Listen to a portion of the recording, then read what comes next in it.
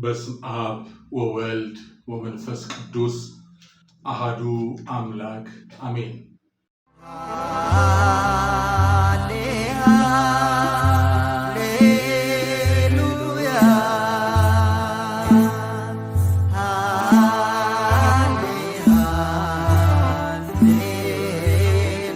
በጌታችንና በመድኃኒታችን በኢየሱስ ክርስቶስ ፍጹም ሰላም እንደምን ቆይታችኋል? የረዳን ዳግም እንድንገናኝ እግዚአብሔር ጸጋውን ስላበዛልን ስሙ የተባረከና የተመሰገነ ይሁን። የጋብቻ መሰረታዊ ሕጎች ወይም ደግሞ እግዚአብሔር በጋብቻ ውስጥ እንድናውቅ እንድናስተውል የፈለጋቸው በማለት ባለፉት 3 ክፍሎች አንስተናል። ዛሬ ደግሞ 4ኛውን ክፍል እናነሳለን። እንደምን ቆይታችኋል? እንደምን አላችሁ? ላይክ፣ ኮሜንት፣ ሰብስክራይብ ማድረግ እንዳትረሱ። ሌሎችም አዳርሱ። የምክር አገልግሎት ብትፈልጉ እንዲሁ እግዚአብሔር እንደረዳን በነፃ የምናገለግልበት መንገድ አለ። እግዚአብሔር ረድቶናል። ክብሩ እግዚአብሔር ነው። በስክሪኑ ላይ ባሉ ስልኮች መደወል ትችላላችሁ። እንደዚሁም ደግሞ የእግዚአብሔር አገልግሎት እንዲሮጥ እንዲፈጥን እግዚአብሔር በረዳን መጠን ለማገልገል ዝግጁ ነን የምትሉ ሰዎች ልትደውሉን ትችላላችሁ። በገንዘባቸው የምታገለግሉ በስክሪኑ ላይ ባሉት የባንክ አካውንት ቁጥሮች በማስገባት የእግዚአብሔርን ስራ እንድታፋጥኑ ስንል በእግዚአብሔር ፍቅር እንጠይቃለን። 4ኛው ክፍላችን አንድ ሥጋ መሆን የሚል ነው። እዚህ በዘፍጥረት ምዕራፍ 2 ከቁጥር 20 እስከ 24 ነው ያለው መነሻችን። እስካሁን ያነሳ ነው። አዳምም ለእንስሳት ሁሉ ስያሜ ሰጠ ይልና ነገር ግን እንደሱ ያለ ረዳት አልተገኘለትም። እግዚአብሔር አምላክም በአዳም ከባድ እንቅልፍ ጣለበት፣ አንቀላፋም። ከጎኑ አንዲት አጥንትን ወስዶ ስፍራውን በሥጋ ዘጋው። እግዚአብሔር አምላክም ከአዳም የወሰዳትን አጥንት ሴት አድርጎ ሰራት፣ ወደ አዳምም አመጣት። አዳምም አለ ይህች አጥንት ከአጥንቴ ናት፣ ሥጋም ከሥጋዬ ናት። እርሷ ከወንድ ተገኝታለችና ሴት ትባል። ስለዚህ ሰው አባቱንና እናቱን ይተዋል፣ በሚስቱም ይጣበቃል፣ ሁለቱም አንድ ሥጋ ይሆናሉ። አዳምም ሚስቱን፣ ሁለቱም ራቁታቸውን ነበሩ፣ አይተፋፈሩም ነበር ይላል። በመጀመሪያው ክፍላችን አጠቃላይ ጋብቻ ነገርን ያነሳ ነው። ሁለተኛ ያነሳ ነው መተው የሚለውን ሐሳብ ነበረ በክፍል 2። በሶስተኛው ደግሞ መጣበቅ የሚል ነበር ያነሳ ነው። ዛሬ ደግሞ የምናነሳው አንድ ሥጋ መሆን ነው። አንድ ሥጋ መሆን የሚለው ቀጥተኛ ትርጉሙ የፈቃደ ሥጋ ወይም ሴክሹዋል ዩኒቲ ወይም የፈቃደ ሥጋ ግንኙነትን የግብረ ሥጋ ግንኙነትን ነው የሚገልጸው። ጋብቻም ተፈጸመ የሚባለው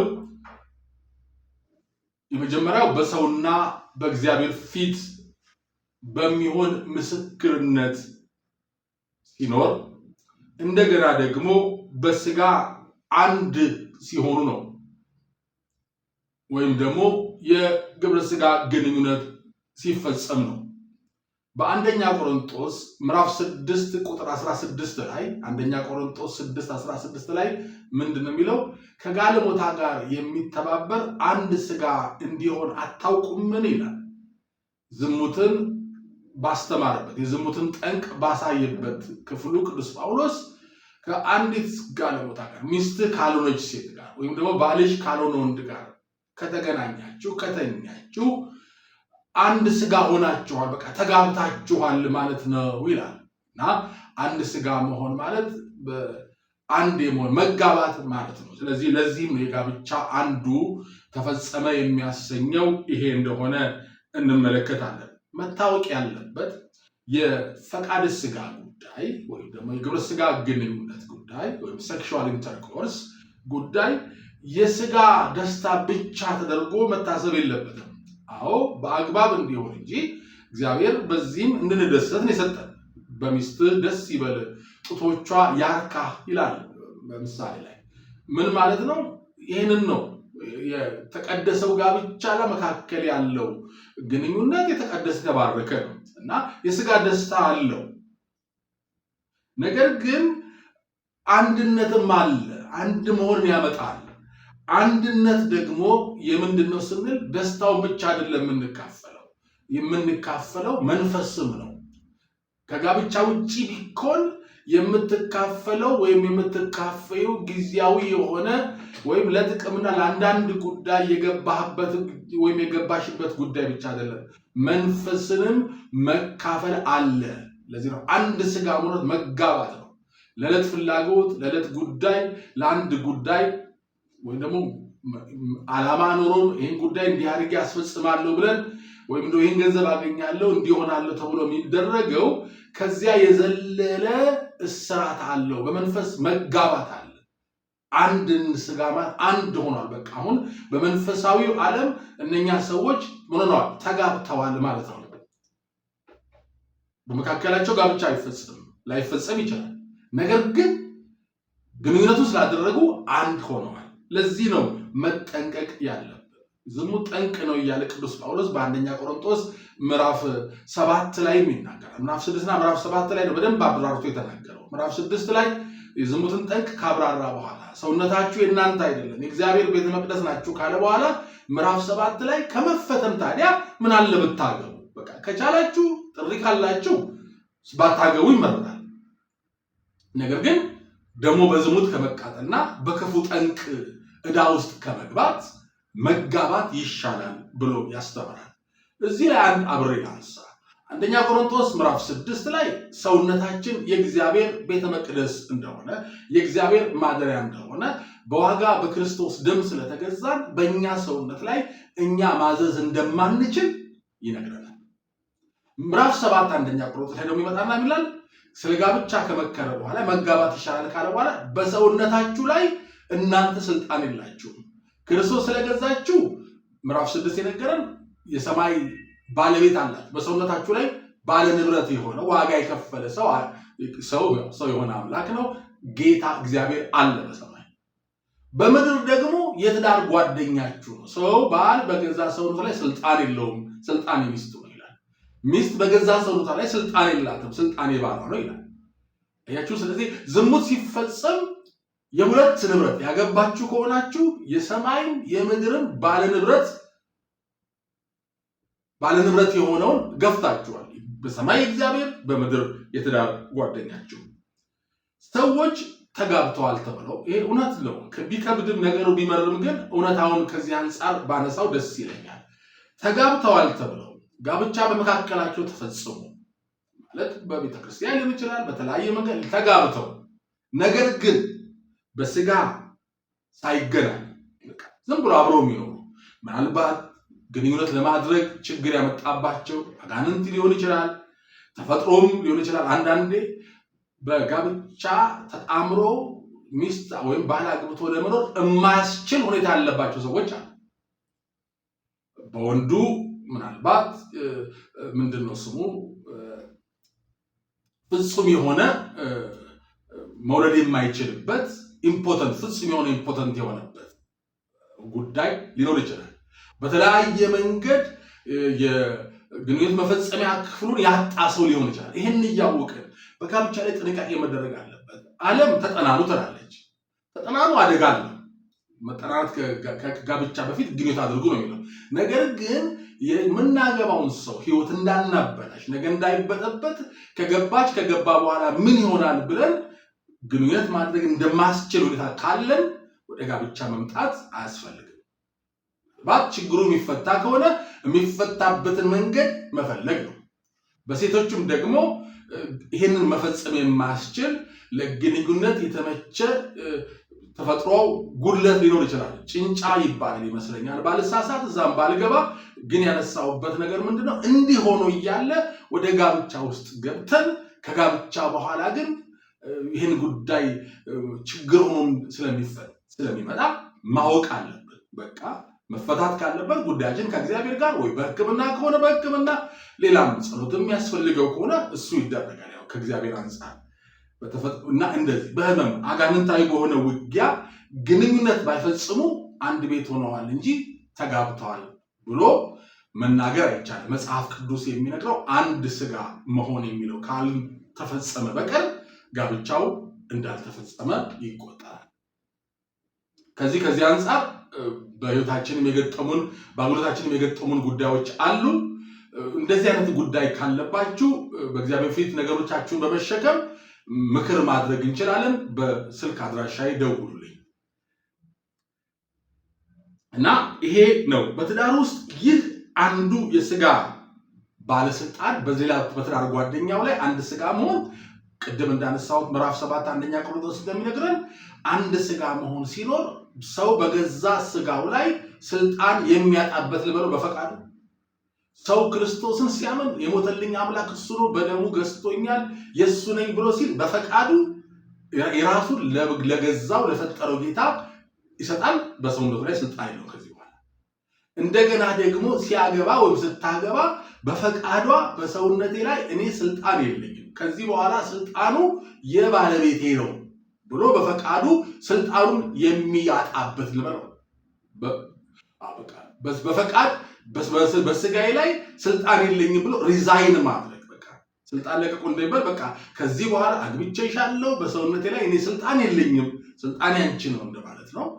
እሷም ደግሞ ከዚህ በኋላ በሰውነቴ ላይ እኔ ስልጣን የለኝም፣ ስልጣን ያንተ ነው ብሎ እንደማስረከብ ነው። ይሄ አንደኛ ቆሮንቶስ ምዕራፍ 7 ከቁጥር 1 እስከ 5 ባነበው ደስ ይለኛል። አንደኛ ቆሮንቶስ ምዕራፍ 7 ከቁጥር 1 እስከ 5 በጌታዬ በኢየሱስ ክርስቶስ ስም አነባለሁ። ስለ ጻፋችሁልኝ ነገር ከሴት ጋር አለመገናኘት ለሰው መልካም ነው። ነገር ግን ስለ ዝሙት ጠንቅ ለእያንዳንዱ ለራሱ ሚስት ኑሮ፣ ለእያንዳንዱ ደግሞ ለራሷ ባል ይኑራት።